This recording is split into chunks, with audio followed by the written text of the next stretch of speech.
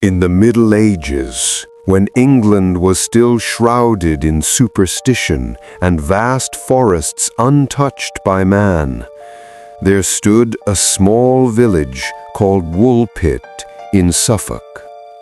The village was simple, filled with wheat fields, dusty dirt roads, and wooden houses with thatched roofs. The people lived off the land, and news from the outside world rarely reached them.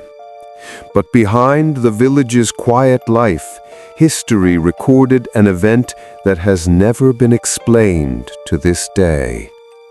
An event about two children who appeared out of nowhere, children with skin the color of green. This legend was not just a fireside tale. The story of these children was recorded in ancient manuscripts, written by medieval chroniclers. And even now, more than 8 centuries later, the mystery still confuses historians, researchers, and seekers of the supernatural. One harvest day, the farmers of Woolpit worked in the fields under the hot sun. The air was filled with the smell of wet soil and dry straw. Suddenly, from the direction of the wolf pits, deep trenches dug to protect the village from wild animals, 2 small figures appeared. They were a boy and a girl, about 6 to 8 years old. Their clothes were made of a strange material, unlike the wool or linen the villagers knew. They spoke in a language no one understood, sounding like an odd song. But what shocked the villagers most was the color of their skin, pale green, as if their bodies carried living chlorophyll. The villagers froze. Some screamed in fear, others in curiosity. Who were these children? Where did they come from? And why did they look so different from any human they had ever seen? The children were frightened. They cried, clung tightly to each other, and refused the food offered to them. Bread, meat, even fresh fruit, they rejected it all. Their stomachs were empty, but they didn't recognize the food before them. Until one day, when they were taken into the home of a local landowner, they spotted raw green beans still inside their pods. Their eyes lit up, and without hesitation, they devoured the beans as if it were the only food they had ever known.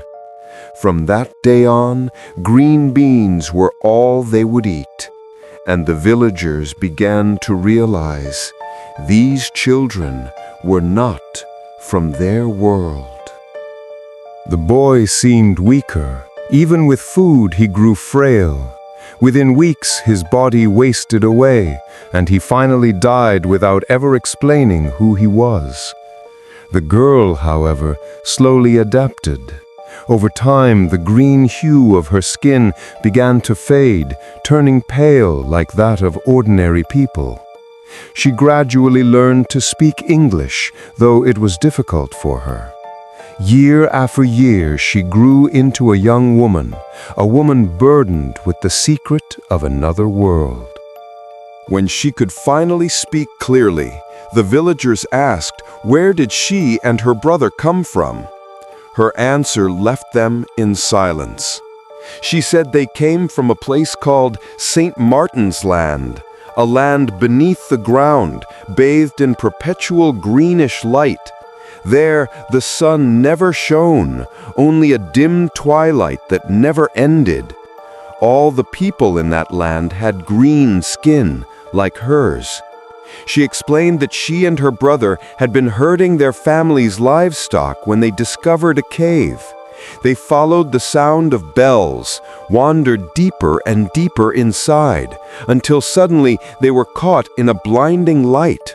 When they emerged from the cave, they found themselves in the village of Woolpit, a world unknown to them. The story baffled everyone. Were the children truly from an underground world? Or were they simply lost, malnourished children from a distant village whose sickness had turned their skin green? Modern theories try to explain it. Some suggest they were orphans suffering from hypochromic anemia or arsenic poisoning, which could cause a greenish tint to the skin. Others believed they belonged to an isolated foreign community.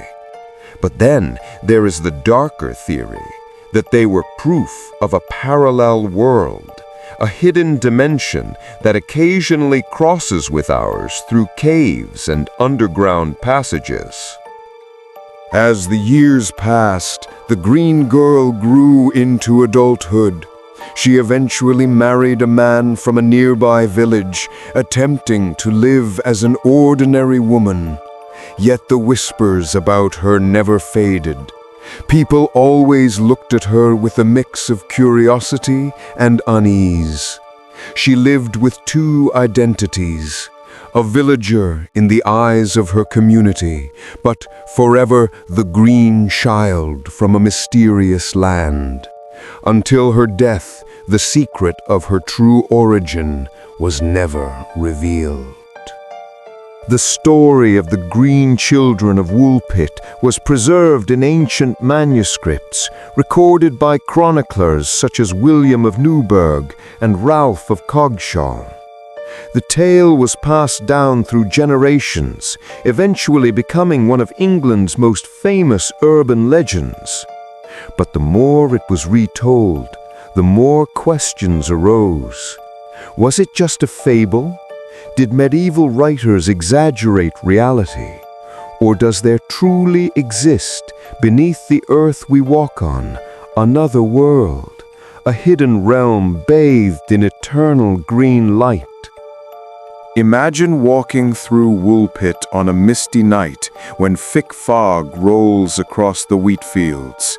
You pass the site of the old wolf pits, the very place where the children first appeared. In the silence, you feel the weight of unseen eyes. And suddenly, in your mind, you see them.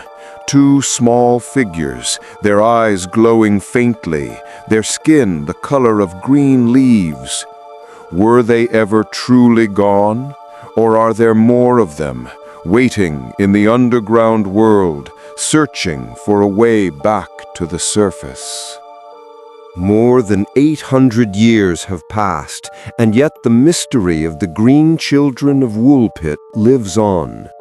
Every time the story is told, our imagination is pulled toward the same haunting question: how many worlds exist beyond the one we know?